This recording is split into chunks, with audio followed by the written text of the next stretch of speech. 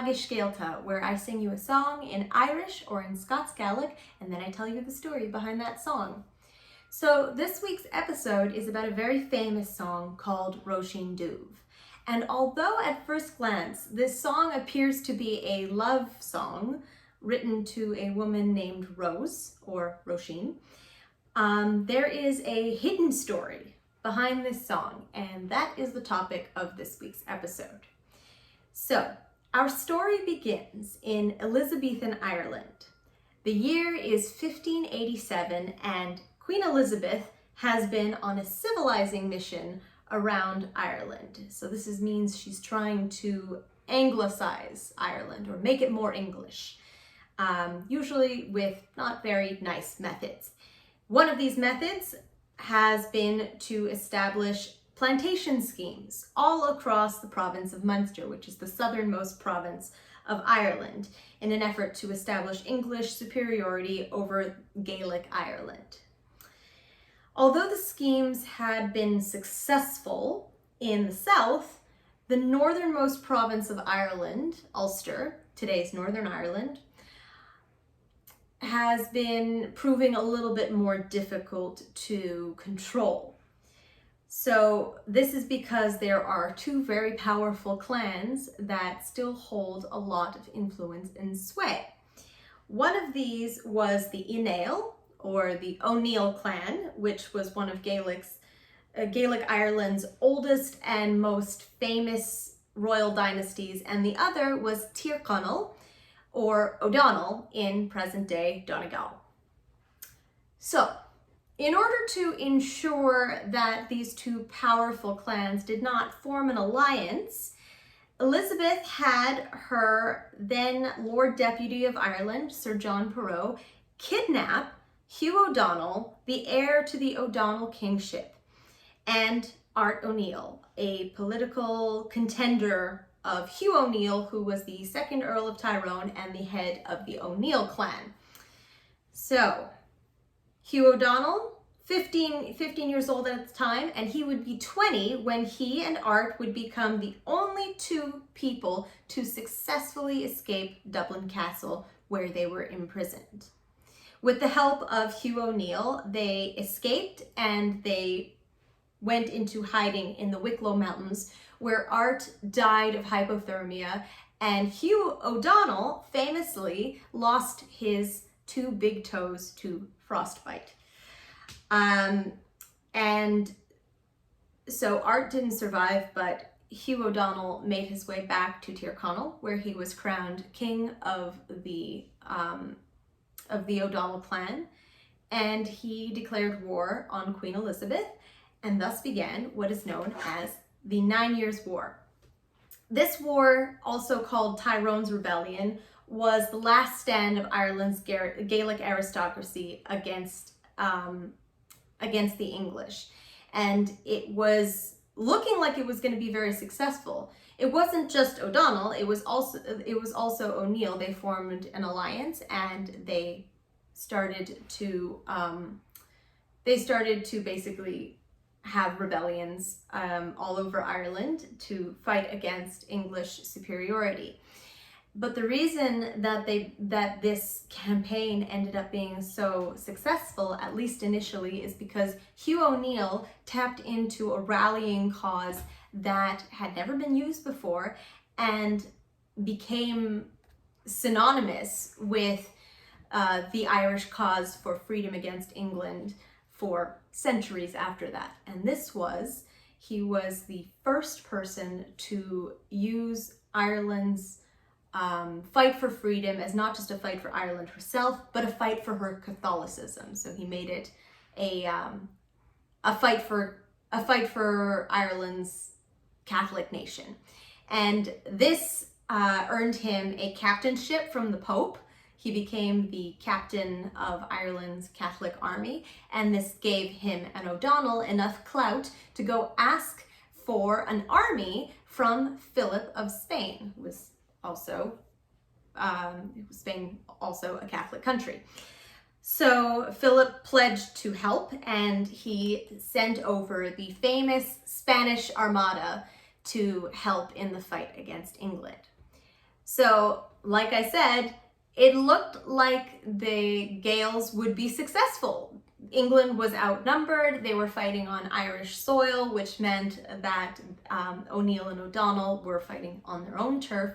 They knew what to expect. But as you may have guessed by the way I'm telling this story, this was not the case. So this is what happened. Philip sent over the Armada, and they were supposed to rendezvous with O'Donnell and O'Neill's army in the north, in Ulster, but a storm and wind blew them off course, and they landed in Kinsale. Anyone who has seen a map of Ireland will know that Kinsale is at the completely opposite end of Ulster. It's all the way in the southernmost part of Munster. So the English army engaged the Spanish Armada that was already much depleted because they had lost many men in the storm at sea. And O'Donnell and O'Neill had to march all the way from Ulster down to Munster to engage the English army and to help out the Spanish Armada that had originally been coming to help them. So that was problem number one. Problem number two was O'Donnell and O'Neill actually came separately. They marched separately down to Kinsale, and O'Donnell inadvertently gave away O'Neill's position when he arrived and took away their element of surprise. So that was mistake number two. And then unfortunate circumstance number three was that the English had superior cavalry technology than the Irish did.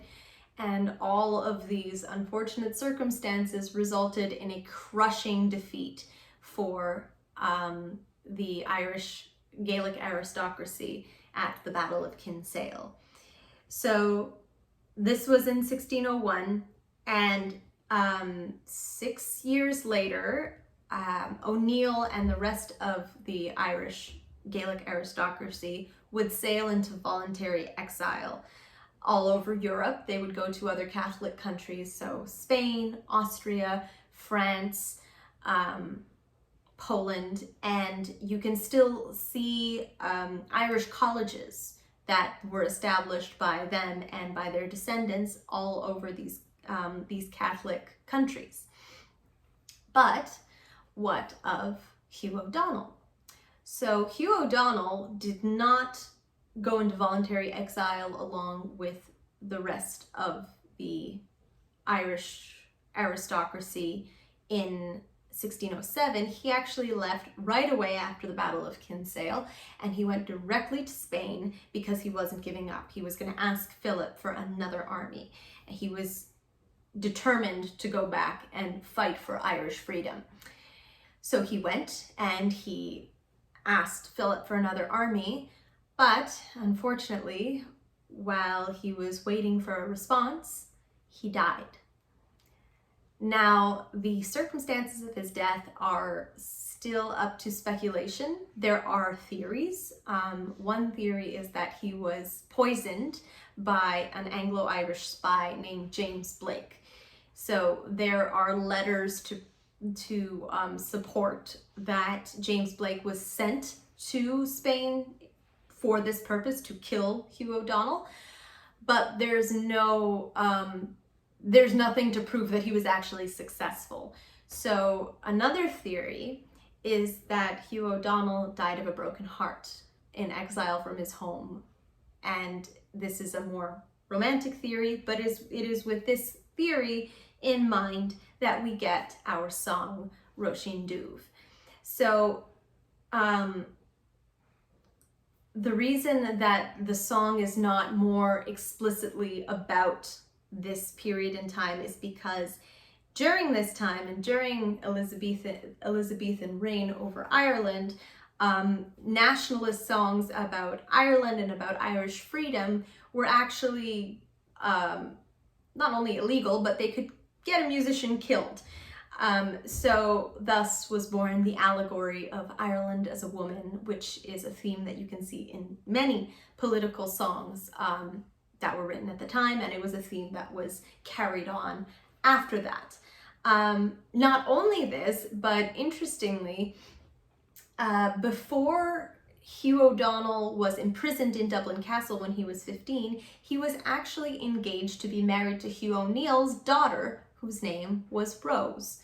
So there's a little bit of a connection there. So it could partly be that it's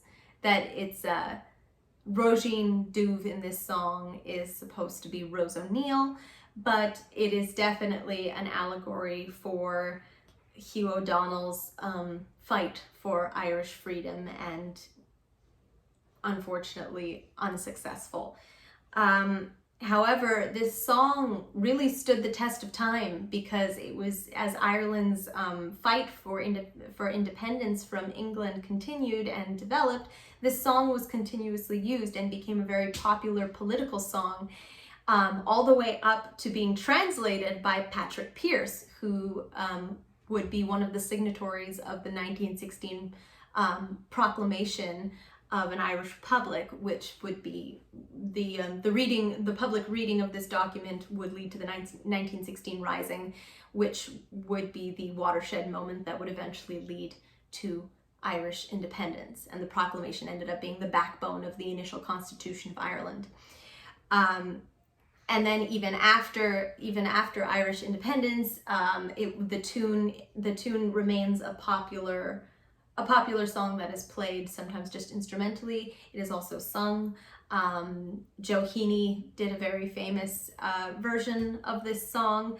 And yeah, like I said, it really stood the test of time. It's a beautiful tune, and I really hope that you all enjoy hearing it as much as I enjoy singing it. So that is Roisin Dubh, and I will see you next time for our next episode of Canadh Agus Scialta.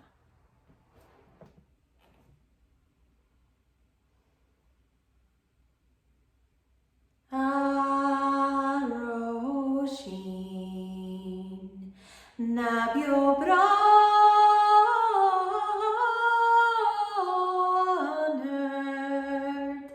na catanish tado pardon papa an roveli tana brari arsala la karulin na kelir fyrir Spaniak